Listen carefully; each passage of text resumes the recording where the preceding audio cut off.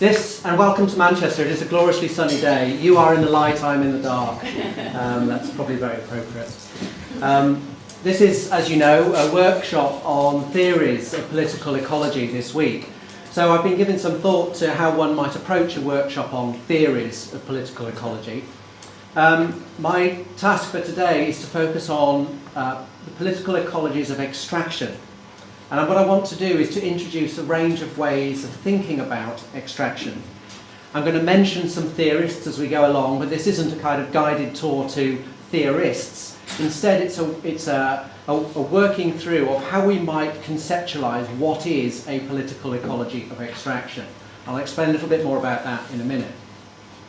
And of course, many people will be well aware, extraction covers a wide variety of commodities, from fish through water, fruits, resins, fibres, edible birds' nests, medicinal plants, and a whole range of energy resources and raw materials. I'm going to pick up a number of those different commodities as we go along, but most of what I will say will be inflected through my own research interests, which, as Maria has indicated, have been around hard rock mining and the energy minerals of oil and gas.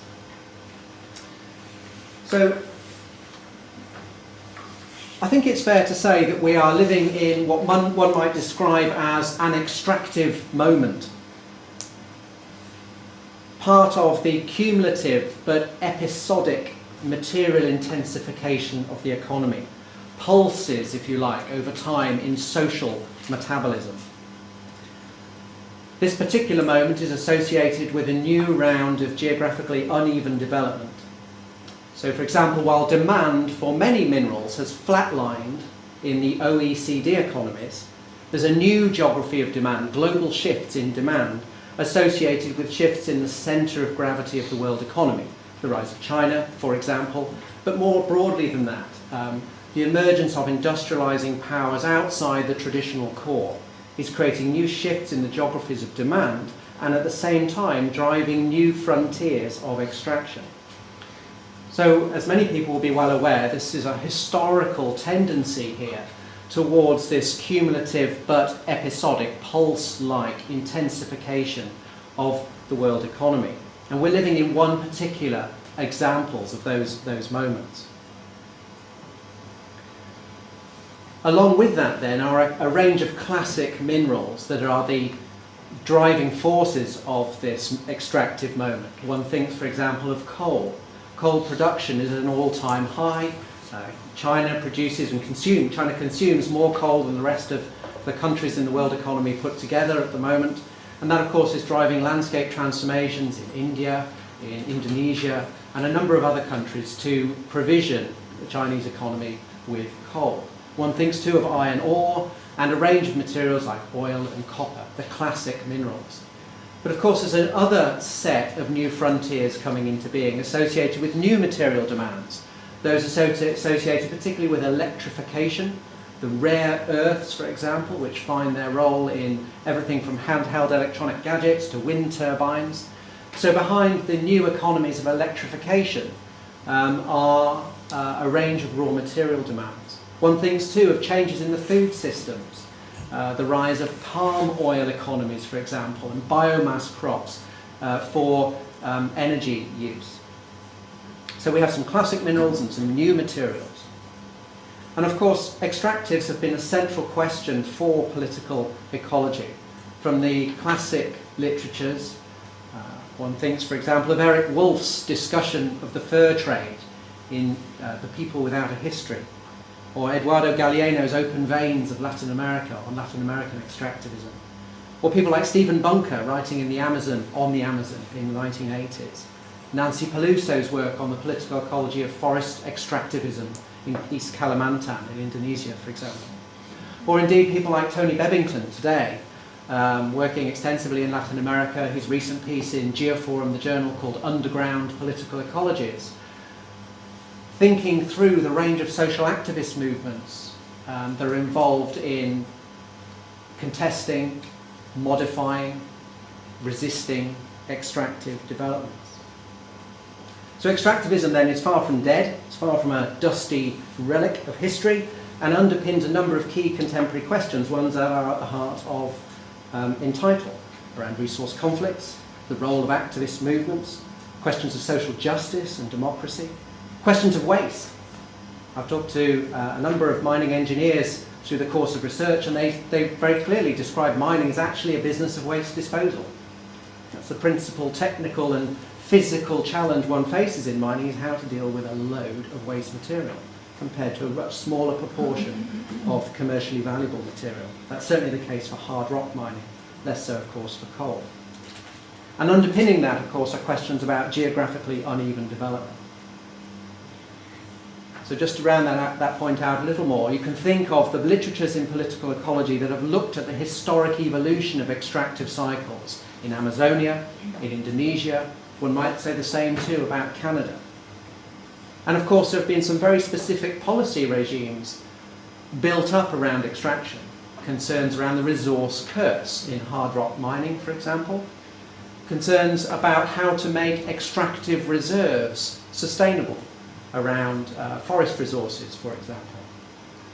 So in many ways then extractivism is central to the political ecology project.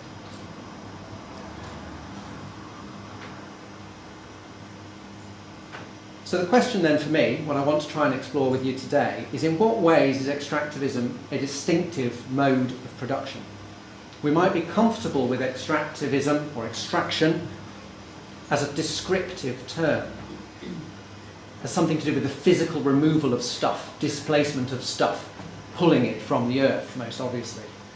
But what analytical weight should extraction carry? How should a political ecology theorise extraction? That's the question I'm going to try and introduce today. So the question, of course, is where should one start? Classically, we might start here. If we're dealing with oil, the hole in the ground from which raw material is brought to the surface. So on the left, we have the spindle top gusher from Beaumont, Texas in 1901. Which literally ushered in the age of plenty for conventional oil resources. It became the model for the development of gigantic oil deposits. It became the conventional form of oil for much of the 20th century. So the classic place to begin is with the hole in the ground. Today those holes look much more like this. This is the Thunder Horse rig in the Gulf of Mexico, owned by BP, pulls to the surface around 250,000 barrels of oil per day from around 5,000 feet below the surface of the ocean. So, in many ways then, this is the classic place where one might begin. And of course I'm going to come back to these places in a minute. But I think there's a problem if we think of extraction as something like this. And so I want to suggest an alternative. An alternative would be that we start here. But this is extraction. Okay? So what I've got in my hand here is really quite a remarkable object. When you think about it, it's plastic on the outside, and it contains within it a litre of motor oil. And of course, the link between those is they've got the same raw material. So this speaks to the ingenuity of industrial capitalism. It can make a liquid, flammable liquid, and a durable solid out of the same material and package the two things together. And this rather neatly illustrates the two ways in which oil is principally used in conventional economies, as both a feedstock for making a whole suite of plastics and as a fuel or a lubricant. So the liquid in the bottle is thicker than blood, it's more fluid than water. It's a combination of a range of carbon and hydrogen molecules. Chemically, it's mainly carbon, like us, and that's no coincidence because it's made from the rendered bodies and proteins and carbohydrates laid down around 130 million years ago. And of course those have been reassembled through the process of extraction and refining to produce a particularly viscous form that we use for lubrication. And it's one of thousands of oil-based products that surround us in everyday life today.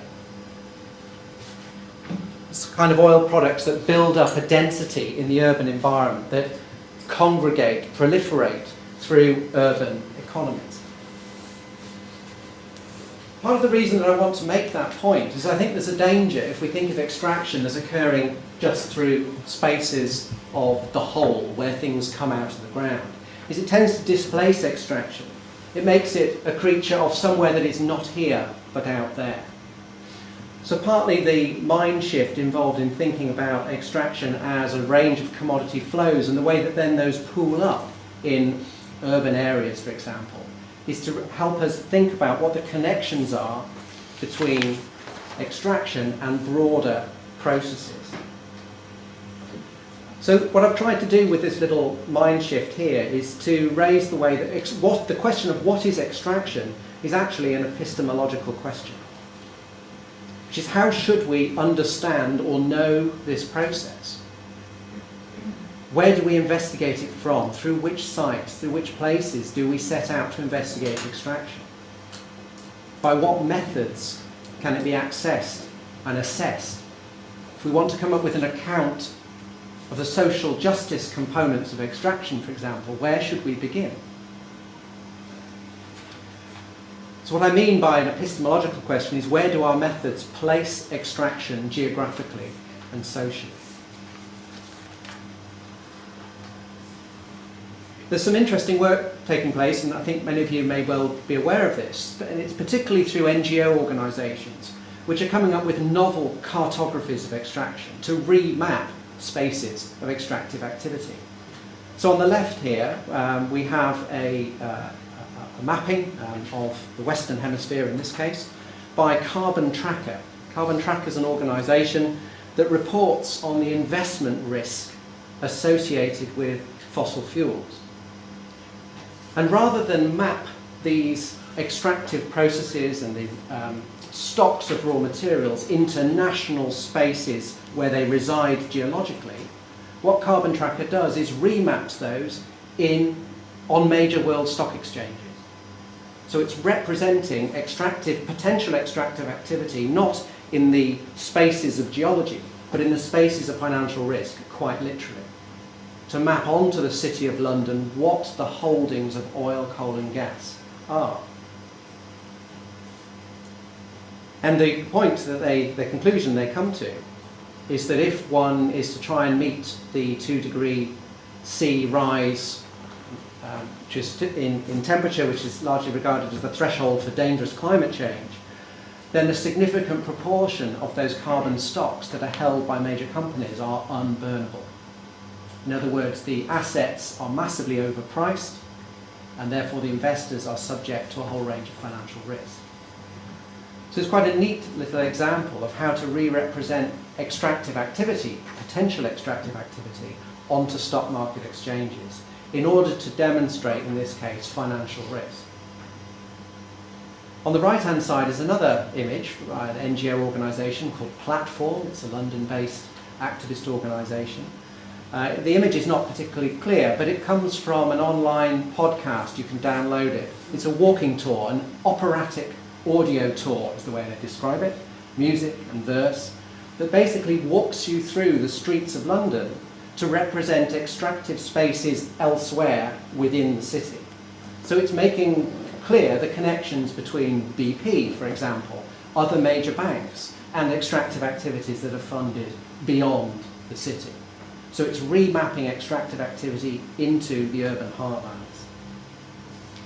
So there's a number of activities taking place around the representation of extractive activity that are quite significant, I think, in terms of, because they raise questions about how should we approach this process. Okay. What I want to do now then is to go back to the more classic spaces, because that has been a good part, a substantial part of the literature on political ecology. And what I want to do here is to basically lay out where I'm going to try and go over the next 25 minutes or so. This diagram was my effort to try and think through where extraction is placed, what distinctions are made in the literature when people talk about extraction. So at a first basic level here, we've got sort of primary level activities. Remember your introductory economic geography, primary, secondary and tertiary level activities in the economy. Primary level, nature-facing taking of raw materials. So we have extraction and agriculture on this level. And a good part of the literature makes a distinction. It says that these activities are quite different to those to industrial production. There's a tension between these two things. They don't operate in the same way. And that's the justification for treating extraction as a separate case. A second distinction is within this level between people who say, well, there's extraction and then there's agriculture. And these are two different logics. And I'll come on and explain a bit about that in a minute. That sure, they're primary sector, sure, they're nature-facing, but in terms of what they do to generate productivity, they operate in very different ways. That's the assertion that's made. And then, so those are two primary distinctions. And then within that, we have a number of people who say, yes, extraction is distinctive, but it's distinctive for different reasons. Some people make the point that extraction is distinctive because it leads to particular forms of unequal exchange. So it's using the argument that extraction is distinctive because of the trade relations that are built through extractive activity. And much more substantial in terms of volumetric, not necessarily in terms of its arguments, but amount of stuff that's written, is about extraction as a productive process, about the marshalling together of the forces and relations of production, and that somehow there's something distinctive in extraction. And then there's a smaller, but I think significant body of literature around extraction as driven by a speculative logic. So what I'm trying to do here is to demonstrate how there are really three different cuts within the literature on extraction, around exchange, production and speculation. And that, this is the fourth level in here, these in different ways say that what makes extraction distinctive has to do with the material properties of the stuff that one is dealing with. That the biophysical characteristics of extractive industries, dealing with populations like the beaver roaming around in the hinterland, which must be captured, brought together and then shipped in its skin form into Europe, for example, or hunting whales or hunting fish, or the fluid character of gas, or the refractory character of a lot of gold ores. It just simply won't break away from the sulfides in order to get the gold. So there's something to do with the material properties that make a difference. And typically that comes down to the idea of time, space and form. So I'm going to say something about that as we go along. And because I don't expect everybody to be fascinated by extraction, so here's the conclusion. So if you want to doze off, here's the conclusion. The conclusion is that extraction then is a mode of production, by which I mean a combination of productive forces, relations of production, and what we might describe as the conditions of production, the environmental conditions, that is based on the capture or appropriation of an ecological subsidy, an ecological surplus. What I mean by that is it's a taking, an appropriation of time and space. The clearest way of thinking about this is, at least in my head, because it's the material I work on, is oil. That the tapping of these subterranean oil reserves is liberating material that has taken geological periods of time to produce, to condense in a highly ordered form of energy and materials. And liberating it on the surface is spatially transformative. The process of time-space compression that geographers spend a lot of time thinking about as a condition of modernity. Aldous Huxley's phrase that speed is the only genuine modern experience. The liberation of this material is essentially a transfer of geological time to annihilate space on the surface in the present moment. So a lot of interesting work by ecological economists, Alf Hornberg, for example, part of this network, done some fascinating work on the way that material flows across space are a transfer of the productive potential of space from the periphery to the core. I'll talk a little bit more about that in a second.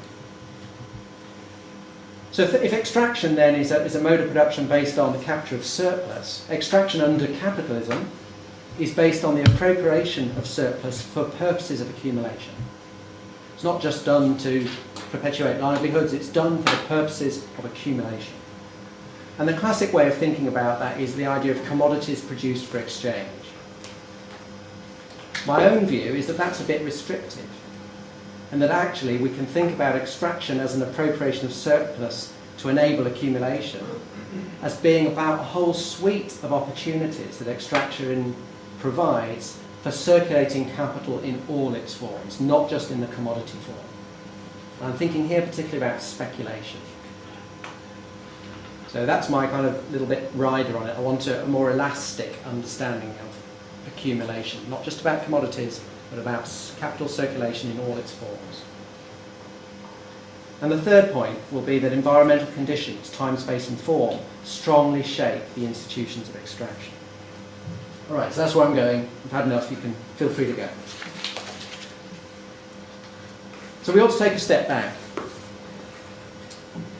So one of the popular ideas out there, which comes from classical political economy, is that natural resources, the stuff on which extraction is based, are gifts of nature. That's the handy phrase. So this bearded chap on the right is not one of the great classical economists. He is instead a prospector with a nugget of gold in his hand.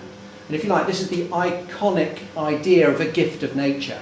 You stroll out there one fine sunny morning and find yourself in the stream a nugget of gold. Nature just bequeathed you a gift. There it is. So what this language of gifts of nature really means, if we think it through a little bit, is that resources are pre-formed. They are anterior to human labour.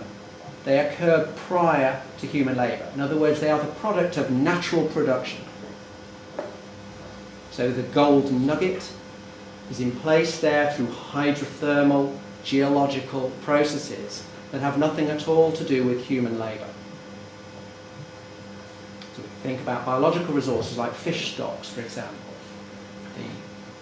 The fish stock itself is the product of trophic regimes, of photosynthetic processes, of the accumulation of biomass that pre-exists human labour. And what that means then is that labour inputs are limited to capture and removal. So much later on in the 20th century, Karl Polanyi in The Great Transformation would term these types of commodities as fictitious commodities because of the way that they are inputs to production that circulate in the market as if they're commodities produced exclusively for exchange, when in fact they're not. Their production occurs out of natural processes prior to human labour. And another language for thinking about this comes from work on the second contradiction of capitalism by people like James O'Connor and others, that the conditions of natural production, the conditions of production for these materials are not capitalised. So the oil well, for example, it's not possible to intervene in those geological, this would be the argument, that it's not possible to reproduce those geological periods that assembled a highly concentrated oil resource. They're not capitalised.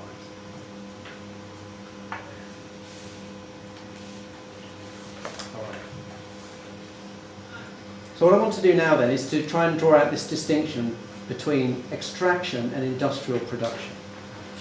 And this distinction comes out most clearly in the work of Stephen Bunker in his book Underdeveloping the Amazon in the 1980s.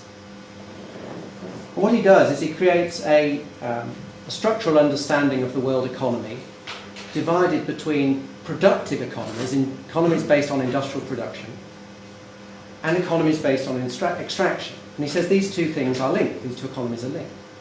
There is an absolute dependency, he says, of material production on resource extraction. So those industrial economies require raw material inputs, would be the short way of saying that.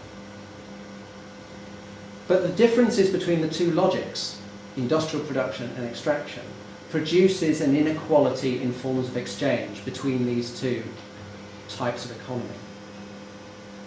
And probably the most interesting aspect of that work, I think, is his suggestion that time and space work differently in extraction and agriculture than they do in industrial production. And I'll come on, flesh that out a bit more when we deal with time, space and form. So this work, of course, has been picked up and developed more elaborately through more recent work on extraction as an unequal form of ecological exchange, and the Environmental Justice, Liabilities and Trade, Joan Martinez-Allier's project, EJOT, FP7 project at the moment, is very much about this. It's about the processes of unequal ecological exchange through raw material transfer.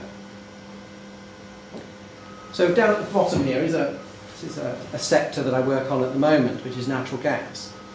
And this is a shipment of liquefied natural gas. And the argument would be that these flows are predominantly south-north flows of energy, natural resources, and one might also add industrial waste.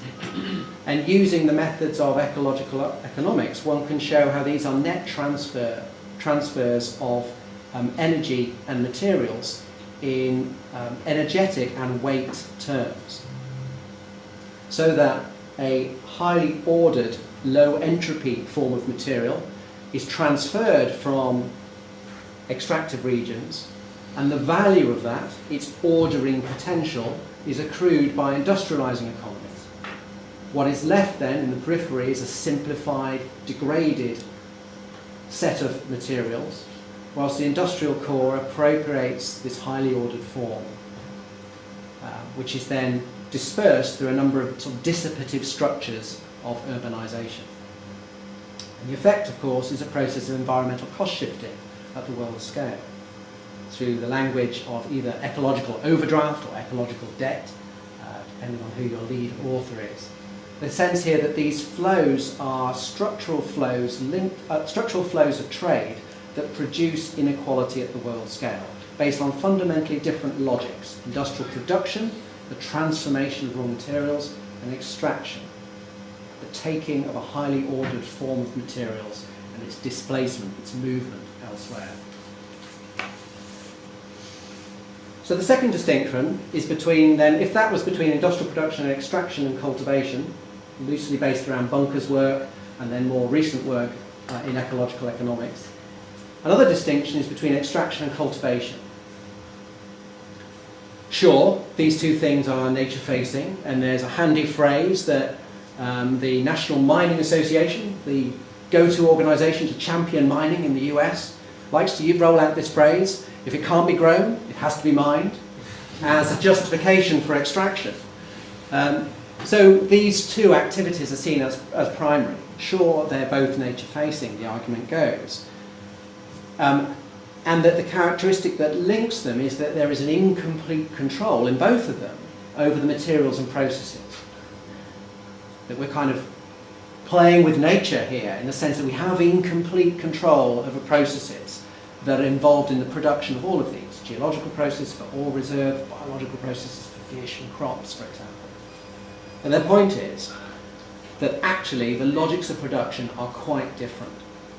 So a key piece here is by William Boyd, Rachel Sherman and Scott Pridham in the journal Society and Natural Resources in 2001, where they make the argument these are fundamentally different logics of production, because, they argue,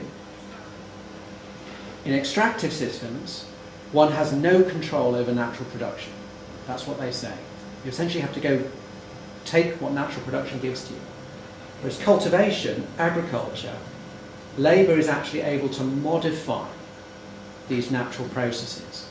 So if we think about plant breeding, there's an intervention in the productivity of a biological system for crop cultivation, where labour, the action of seed selection, for example, or irrigation, drainage, soil improvement, these are all processes of modifying the conditions under which this material is produced.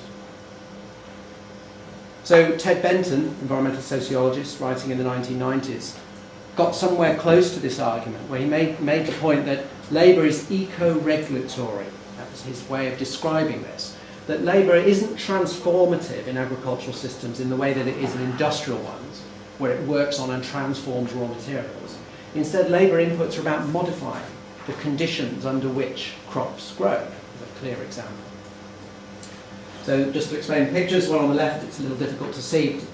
From back there, perhaps, is coal mining. That's the extractive logic. And on the right, you've got a field of wheat. Now, behind this is a broader literature in agrarian political economy about the extent to which the biophysical conditions of agriculture and the labour relations associated with biophysical conditions limit the capitalisation of agriculture. So people like Susan Mann, for example. And what they're most interested in is what they refer to as the disjuncture, this incompatibility between production time and labour time. This is really quite simple, because if you're growing a crop, you've got to put a seed in the ground and then sit back. And you've got to wait until that thing does its stuff and grows and produces the crop that you want. So labour inputs are limited in time, putting the seed in the ground, then a bit of weeding, perhaps a bit of irrigation. But production time is that whole chunk of time between putting the seed in the ground and harvesting the crop.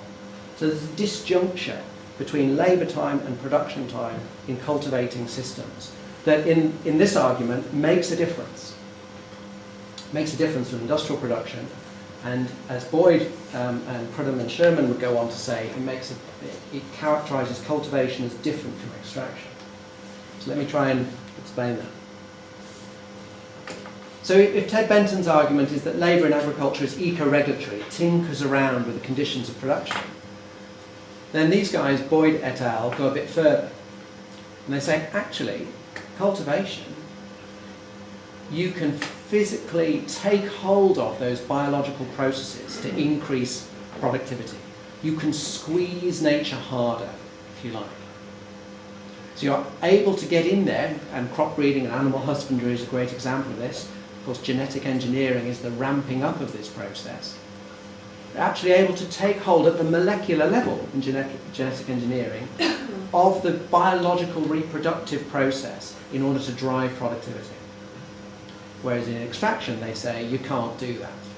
So their little handy quote here is that geological production is for all intents and purposes beyond the scope of human control. That, they argue, is the difference. And this might be unnecessary for today's purposes, but because it's a workshop on theories, here's another little tweak of theory, is that these authors go to Marx and they use a distinction that Marx makes in terms of thinking about the historical evolution of productivity of labour. And they take that distinction and they apply it to these nature-facing industries. That distinction is between the formal and the real subsumption of labour or subsumption of nature. What they mean by that is that the formal subsumption is where one goes out and gets more labour or gets more raw material. So the formal subsumption of labour is where you extend the working day. You generate productivity by having people work longer. The real subsumption is where you actually intervene in that work process through technological innovation, through changing the social relations of production, and you drive productivity that way. So this is their distinction that they use to say cultivation, agriculture can do the real subsumption of nature, extraction can't. All right. So.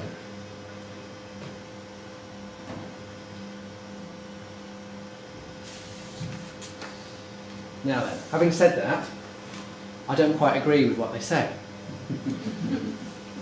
Because they're making a very hard distinction here, that all extraction can do is capital can only circulate around nature in extraction.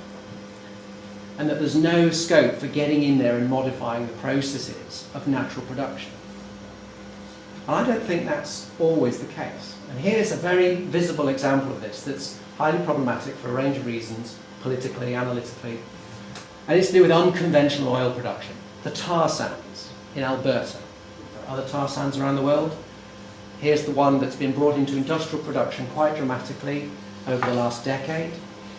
And if one thinks about what's going on in tar sands production, the clue's right there on the name of the bit of equipment. The bit of equipment is called the industrial upgrader. What's occurring in the industrial upgrading process, these very large bits of equipment with steam pouring off them, is that the geological processes that produce liquid oil from hard rock that took 130 million years to produce for conventional oil capital is substituting for that geological process. Investments in bits of a kit, bits of equipment, that will produce a liquid form from a solid material that is fed into it. And the technology involved there involves the application of energy and heat, and it also involves hydrogenation, adding hydrogen to the carbon molecules to make it less viscous so that it will flow. So my point here is then that this hard distinction that Boyd and others make between cultivation and extraction, I think is too much of a hard distinction. And some of the most interesting cases, analytically I think, are where extraction is behaving much more like cultivation, where there are innovations that are designed directly to squeeze this natural process, to substitute for the geological processes that we would normally think of as natural production. There's other examples. In biologically assisted mining, for example, the use of bacteria to break down ore bodies, where these bacteria are, as far as I understand, they are not genetically modified yet, that's the next frontier, but their conditions of operation are certainly highly managed: temperature, acidity, water content, things like that. And its use of biological processes to liberate minerals. Okay. Got to keep moving. All right.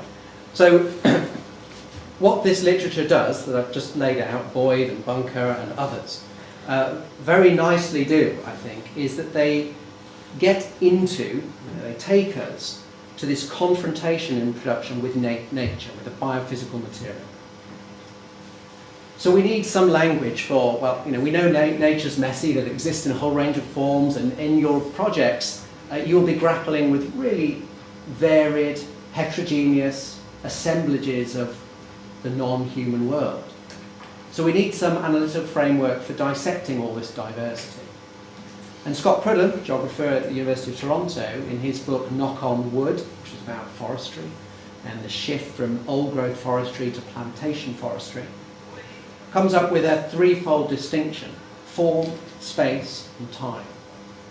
So this is the way that nature matters, if you like, in extractive production, as form, as space, and as time. So just briefly on this, for form, what he's really got in mind here is things like the material differences in which raw materials present themselves. Solids and fluids, for example, two different modes of presenting energy, for example, but have very different characteristics in terms of how easily they can be commodified. Mineral ores, are they highly disseminated, diffused, or are they very concentrated? The value per unit weight. Some interesting work done by people like Philippe Le Bihan, a political geographer, on extractive resources and conflict, where one of the material differences that he's interested in is the lootability of particular minerals. And that has a lot to do, not entirely, but a lot to do with their value per unit weight. The heterogeneity, how diverse are they?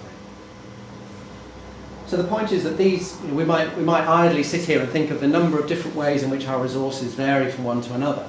But the point is these differences matter because it's around those that technologies circulate. Technologies have to grapple with those differences. In terms of space, we might think of the way that the resources present themselves in space. If we're dealing with fish or whales, one of the characteristics of those is that they're fugitive species. They move around. Now, they don't move around randomly. They move around on particular patterns. There's a cyclicality often to them, but they move around. And that presents a problem to extraction. The roamingness of particular fish species, that they occupy large spatial areas and don't show up in the same place all the time, is a problem for technologies of fishing. The same with the uneven nature of vein-like ore bodies underground. It's not guaranteed that where you drill you will hit the ore body. So the spatial characteristics of these resources are very important for understanding the way that they become involved in systems of production.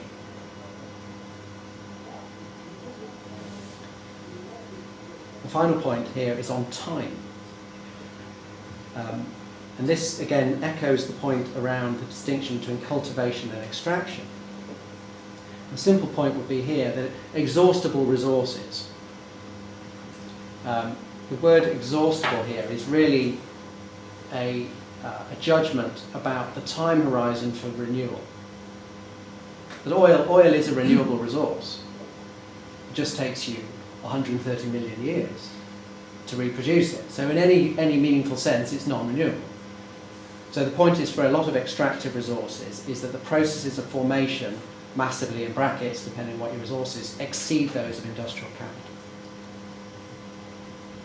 So this question of time, quite an interesting way of thinking about the dimensions of extractive resources.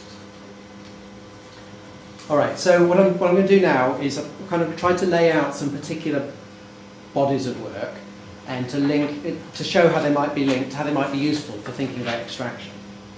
I'm going to take a slightly different take now, and this draws on a book that's just come out that I co-wrote with Philippe Le Bihan at University of British Columbia, where we work through the oil production network.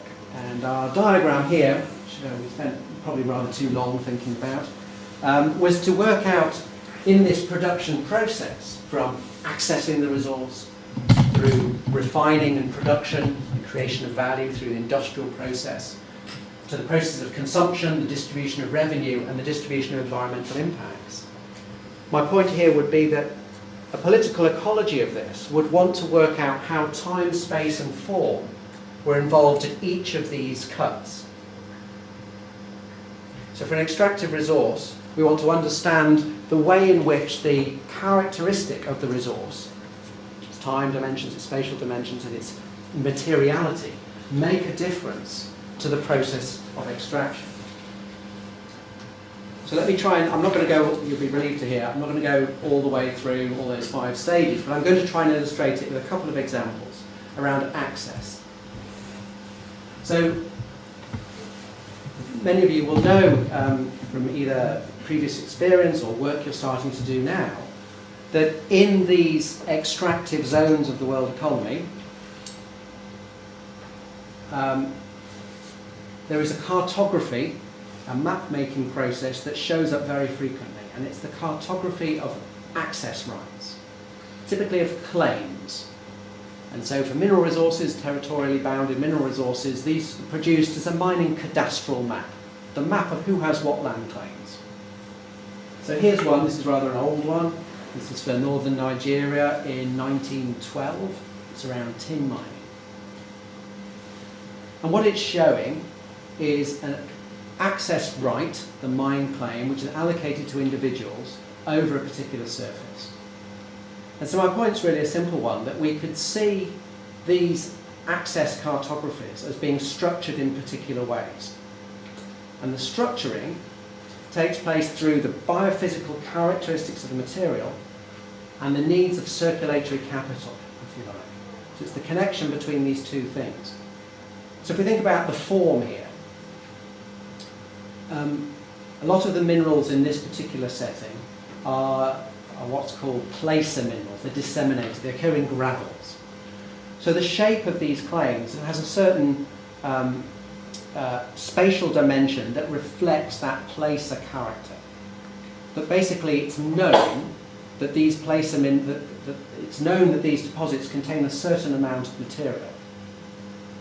So there's less risk associated with these placer mining. It's simply a matter of gathering up your gravels and sifting it out and producing the cassiterite, the type of ore.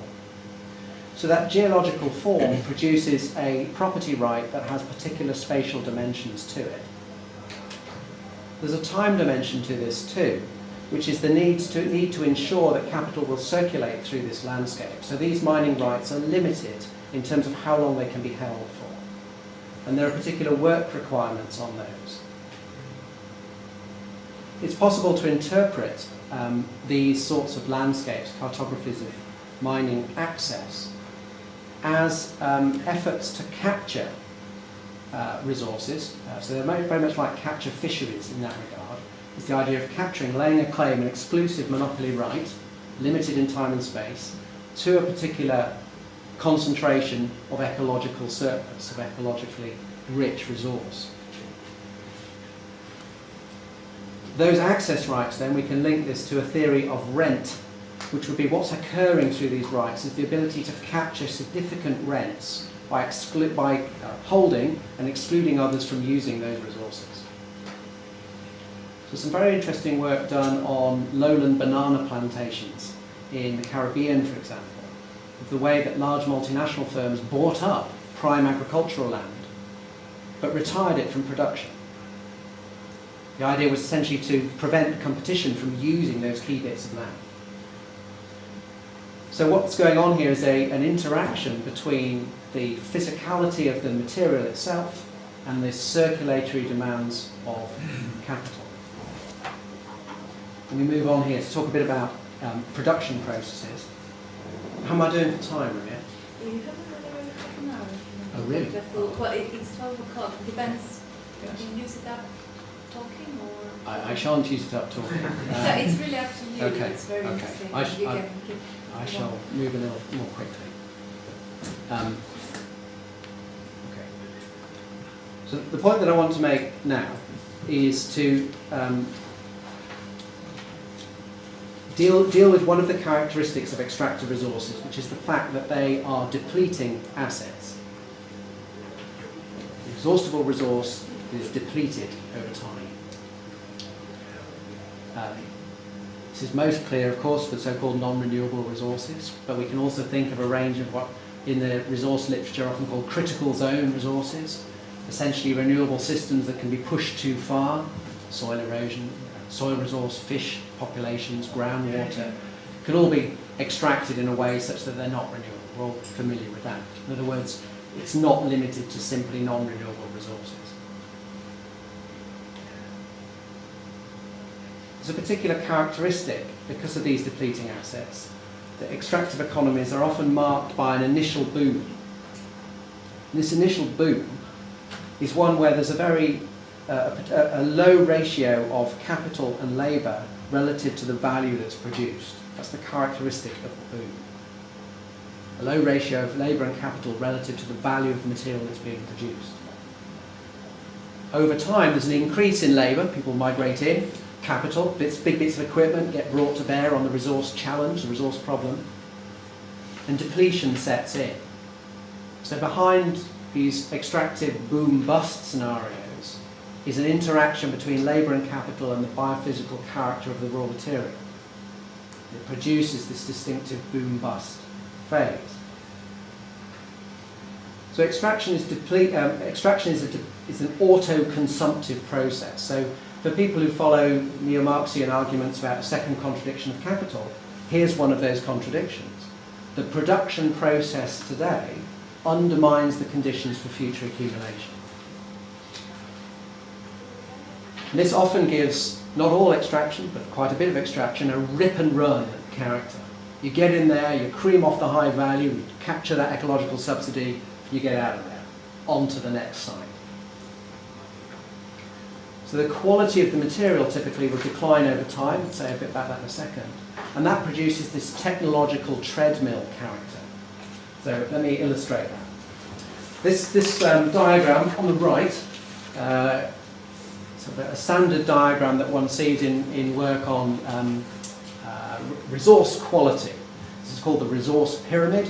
It's quite simply that towards the top you've got a little bit of very high quality stuff, and towards the bottom you've got a lot of much lower quality material. So in the case of oil, we've got a relatively small amount of light, sweet crude, the highest value component, and massive amounts of tar sands. Yeah, so high value component, much larger mass of lower value material. So typically production will follow a process of moving down the resource pyramid. So in any one setting, extraction costs over time will rise, and output will fall. And that, because of this depleting character, there are then available 3 strategies that firms can take in response. So the point about mentioning this is that if one wants to understand the nature of production in an extractive regime, or to understand the emergence of new resource frontiers, this framework is quite a useful way of thinking about which strategy is being utilised as a way of dealing with the depleting asset character of extractive resources. So the three strategies are basically innovation in place, change the technical, socio-technical conditions, production, innovation. Part of that, or slightly different to that, is a form of innovation, but you still do the same stuff, you just do it at a much bigger scale. So it's still innovation, but it's innovation of size rather than a qualitative difference, scaling up. And the third strategy is spatial relocation, go somewhere else. Let me just briefly spend a bit of time with those. So the first one of innovation and scaling up. Ben Fine, in a really interesting piece wrote in 1994, describes sort of two logics, one of intensification, one of extensification. Quite handy. Again, these things work on until you start to squeeze them a little bit and you see that they're not as neat distinctions as one might imagine.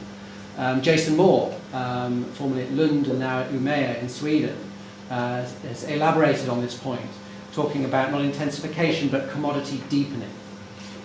Their point is that in any one setting, depletion can be handled by scaling up the level of capitalization, by throwing capital at the problem.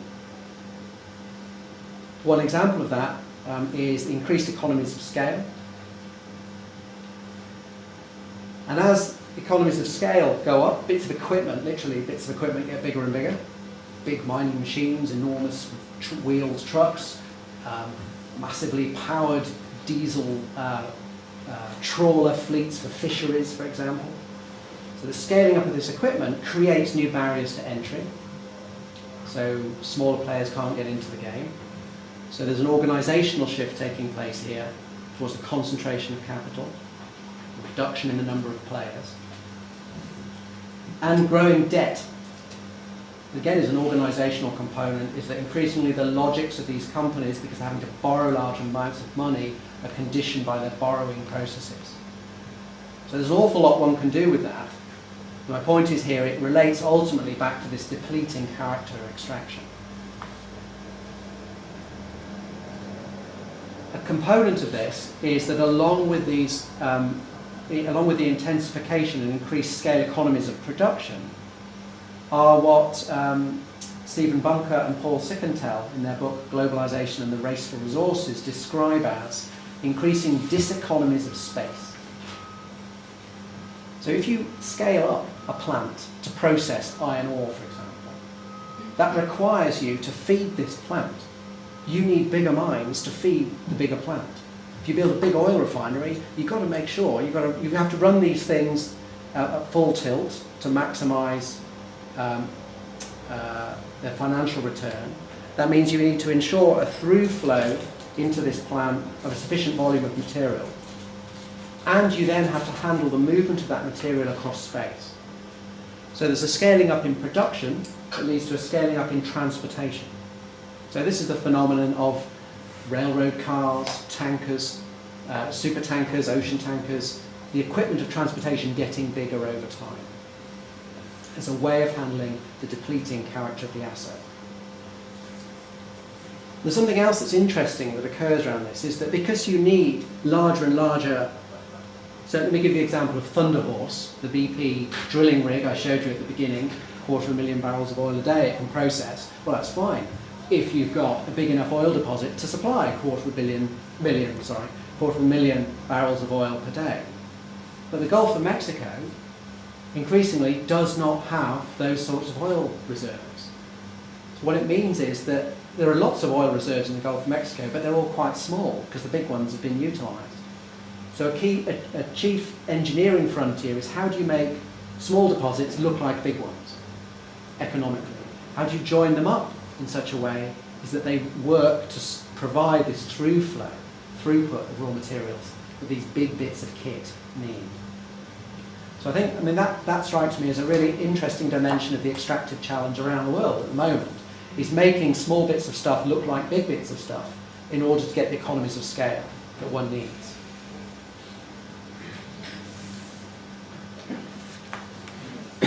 So of those various logics, innovation and scaling up was one. I've kind of breezed through it there. The other one here would be extensification, going somewhere else. And this is the spatial logic of the commodity frontier. of locating somewhere else in order to tap, appropriate, and make a new boom, to appropriate a new ecological surplus somewhere else. So what we've got here is some work I did in Guyana of mining claims around gold. The two illustrations, one's a graph, one's a map, they show the same thing, which is basically the extension of these mine claims in the 1990s across very large parts of the country. And these are efforts, if you like, of access cartography, of tapping, acquiring, capturing the value of gold resources in place.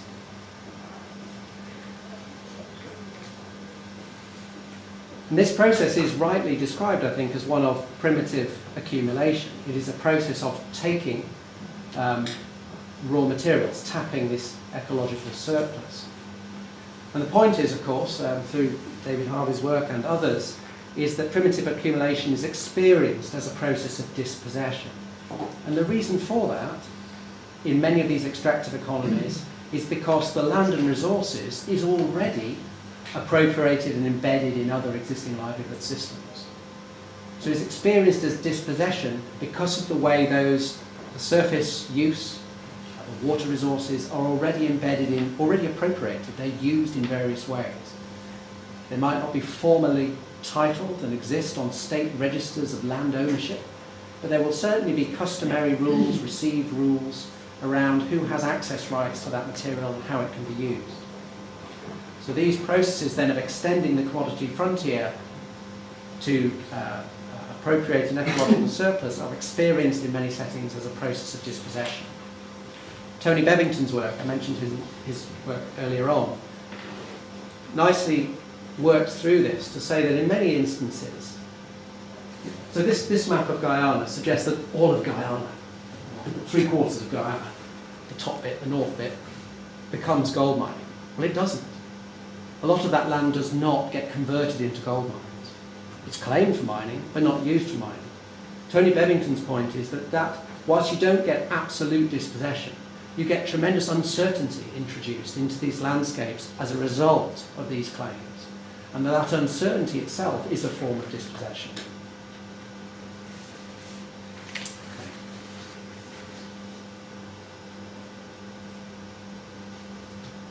All right. My point here, I'm happy to talk about this later if anyone is interested. My point here was to demonstrate how the extensification and intensification have worked over time, over 200 years, to influence the price for raw materials.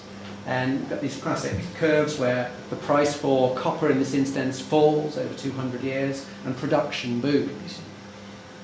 The point here is that in many extractive industries, we're dealing with fungible commodities.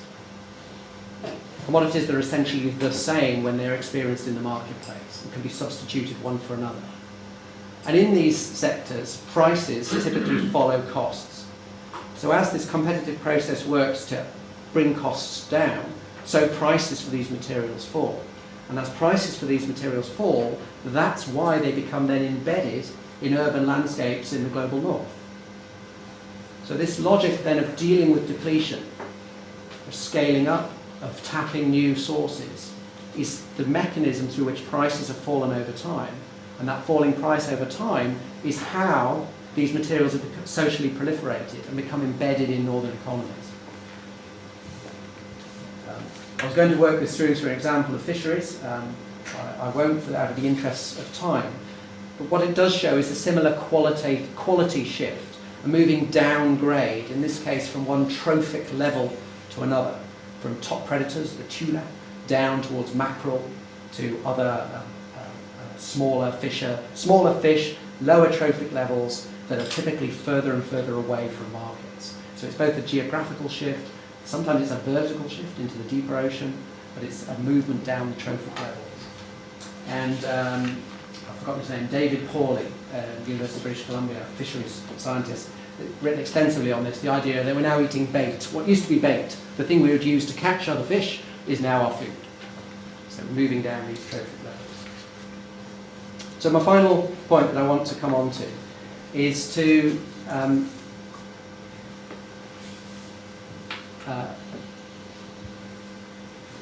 pick up the third of those circles that I talked about: exchange, production, and speculation. The reason I want to do this is because in my own work and through talking with other people, one of the things that becomes apparent if one's thinking about extractive economies, if you're trying to understand what's occurring in a particular place as companies are stampeding, tripping over themselves to try and lay claim to ground, for example, or there's some sort of shadowy presence of a potential exploration geologist who's doing something in the hills and nobody really quite knows what's going on, is to try and understand, well, why is it that at any particular moment in time somebody is thinking about investing in extraction? What's the value proposition in investors' terms? Why would you sink your money in a hole in the ground, in my case, or in offshore fisheries, or in timber extraction? Why would you do that? And that is useful, I think, as a way of thinking about what ultimately drives these extractive booms is the availability of capital and the attraction of capital, given all the range of other things it could potentially invest in, the attraction of extractives as an outlet for surplus. So this is from some earlier work. I've talked about this in Barcelona, actually, last year. Some work with Thomas Fredrickson, former grad student, currently works here in development studies, looking at mining booms associated with the raising of investment capital in London at the end of the 19th century. So what this simply shows is the number of companies that were floated on the London Stock Exchange for mining from the period, time scale hasn't come out on here, but that's basically 1875 through to about 1910. And what this shows is the various places in which those firms were making their investments. And it shows a series of mineral booms driven primarily by gold, but there's some copper and some silver in there as well. And we could go to town and unpick that and talk about particular places where this money showed up. But my point is that we need to understand, I think, extraction as an outlet for capital circulation, as an outlet for surplus capital. So that what we're interested in is extraction as one moment in a much bigger process of circulating capital. So this is another way one can sort of access this question of where does extraction sit. Sorry, the thread I had in my mind that I just lost for a minute is the idea of what I said, decentering extraction, the headline of the slide. So my point is to try and decenter the mind from we tend to get fixated on this space where physical removal is taking place. Instead, I think it's much more productive to think about the circuits of capital flow that show up in that one place and how they're linked to accumulation elsewhere. So one way of accessing that, if that sounds all very distant, very abstract, is through things like this, which are share certificates. Share certificates and prospectuses for companies that are proposing a value proposition from extractive activity. They're essentially trying to raise money, a share certificate, to take surplus that's accumulated somewhere, in this case the banks, and well, in this case it's individual private owners in the UK economy looking to sink their capital in a Nigerian mining venture in the 1910s. So it's surplus that's coming out of the UK economy in that period that is being transferred to northern Nigeria in this period and sunk into mines and projects acquiring land so that it can be recirculated. And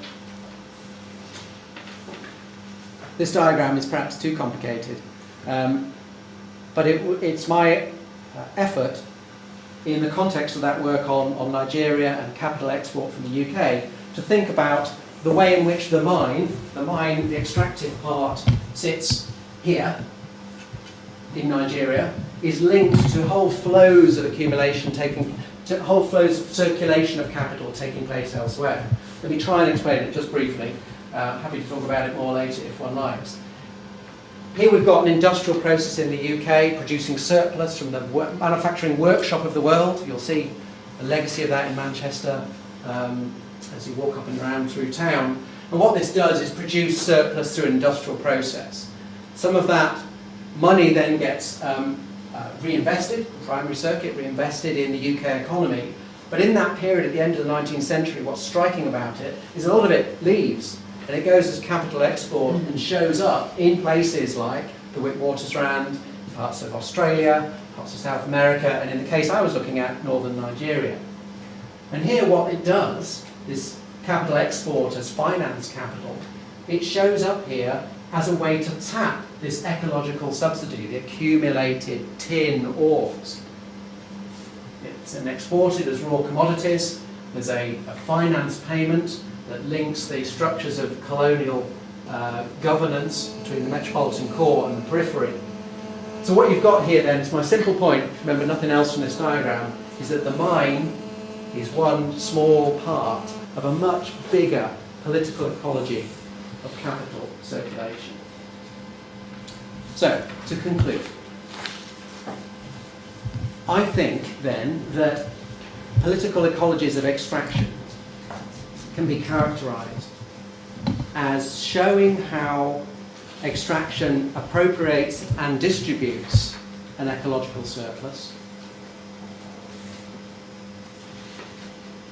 natural production in other words, how it appropriates that and distributes it,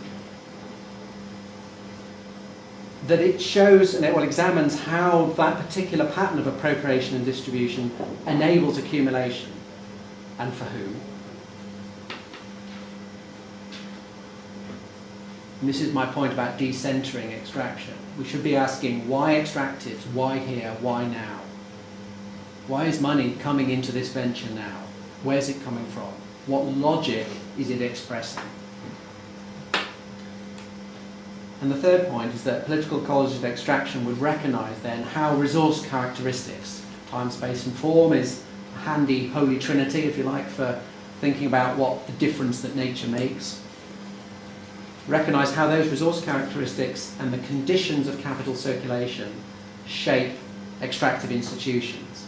So by extractive institutions I mean things like the mine claim, the access rights, the relationships between state and capital, the competitive structures in that industry.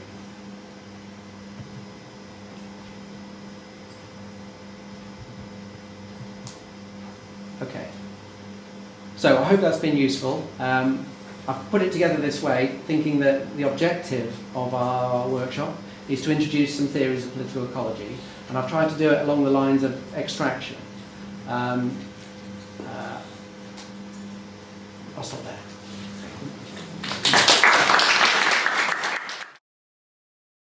Specific policy regimes built up around extraction, concerns around the resource curse in hard rock mining, for example, concerns about how to make extractive reserves sustainable around forest resources, for example. So in many ways, then, extractivism is central to the political ecology project.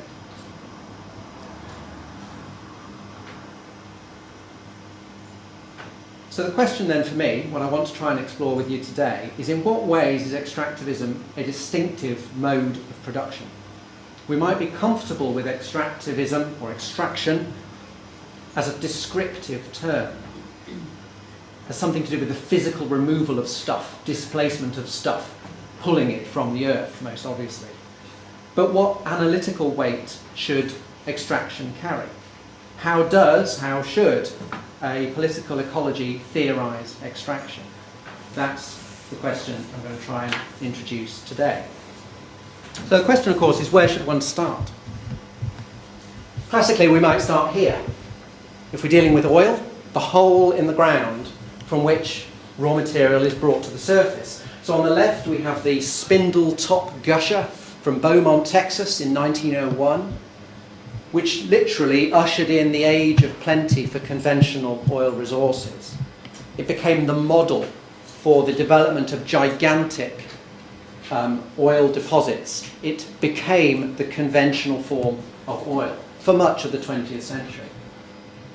So the classic place to begin is with the hole in the ground. Today those holes look much more like this. This is the Thunder Horse rig in the Gulf of Mexico, owned by BP, pulls to the surface around 250,000 barrels of oil per day from around 5,000 feet below the surface of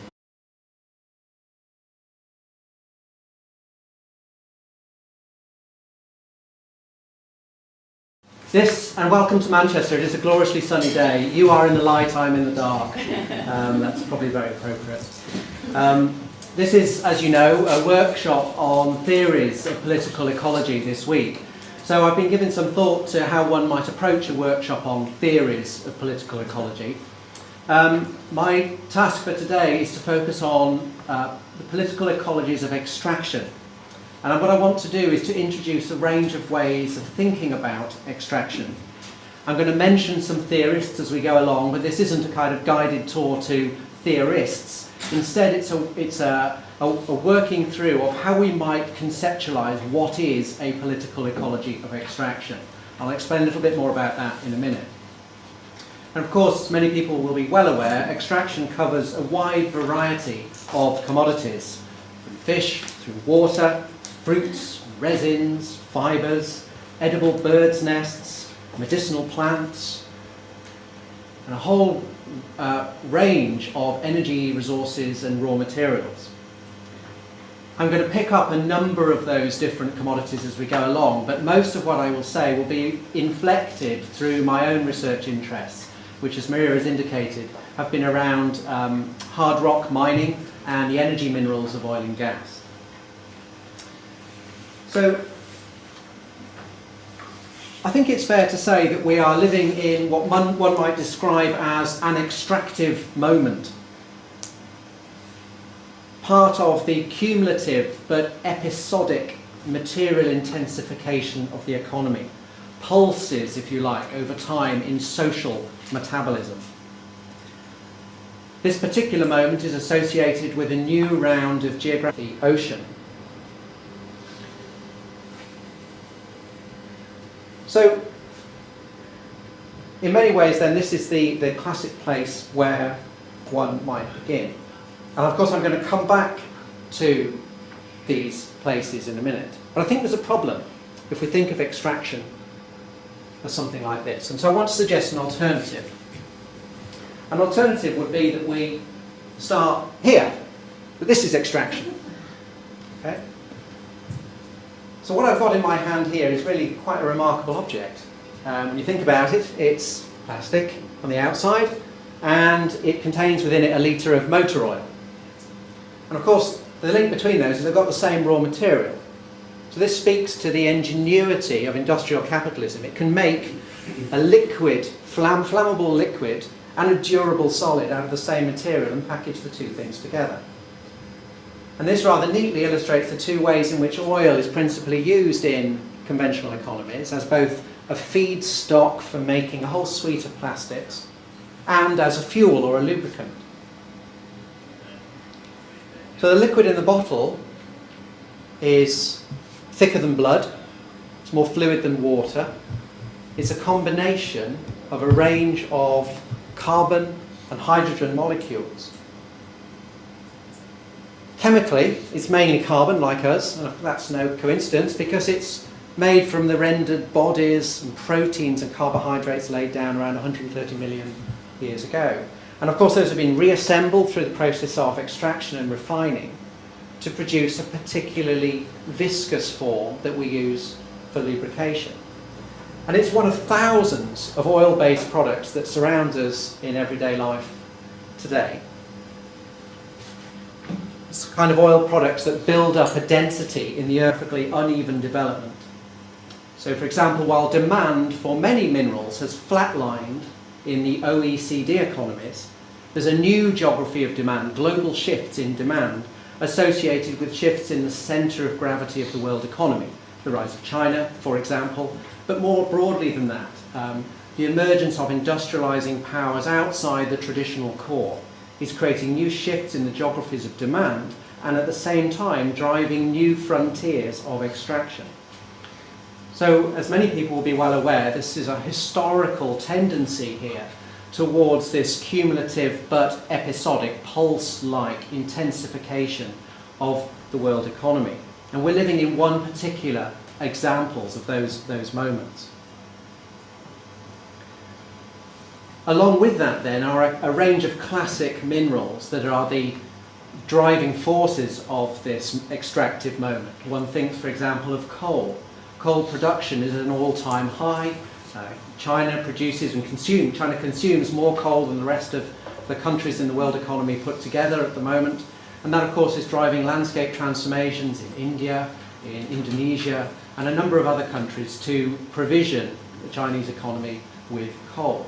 One thinks too of iron ore and a range of materials like oil and copper, the classic minerals. But of course there's another set of new frontiers coming into being associated with new material demands. Those associated particularly with electrification, the rare earths, for example, which find their role in everything from handheld electronic gadgets to wind turbines. So behind the new economies of electrification are a range of raw material demands. One thinks too of changes in the food systems, the rise of palm oil economies, for example, and biomass crops for energy use. So we have some classic minerals and some new materials. And of course, extractives have been a central question for political ecology. From the classic literatures, one thinks, for example, of Eric Wolf's discussion of the fur trade in The People Without a History, or Eduardo Galeano's Open Veins of Latin America on Latin American extractivism, or people like Stephen Bunker writing in the Amazon, on the Amazon in the 1980s, Nancy Peluso's work on the political ecology of forest extractivism in East Kalimantan in Indonesia, for example, or indeed people like Tony Bebbington today, working extensively in Latin America, his recent piece in Geoforum, the journal, called Underground Political Ecologies, thinking through the range of social activist movements that are involved in contesting, modifying, resisting extractive developments. So extractivism then is far from dead, it's far from a dusty relic of history, and underpins a number of key contemporary questions, ones that are at the heart of Entitled, around resource conflicts, the role of activist movements, questions of social justice and democracy, questions of waste. I've talked to a number of mining engineers through the course of research, and they very clearly describe mining as actually a business of waste disposal. That's the principal technical and physical challenge one faces in mining, is how to deal with a load of waste material compared to a much smaller proportion of commercially valuable material. That's certainly the case for hard rock mining, less so of course for coal. And underpinning that, of course, are questions about geographically uneven development. So just to round that point out a little more, you can think of the literatures in political ecology that have looked at the historic evolution of extractive cycles in Amazonia, in Indonesia. One might say the same too about Canada. And of course there have been some very specific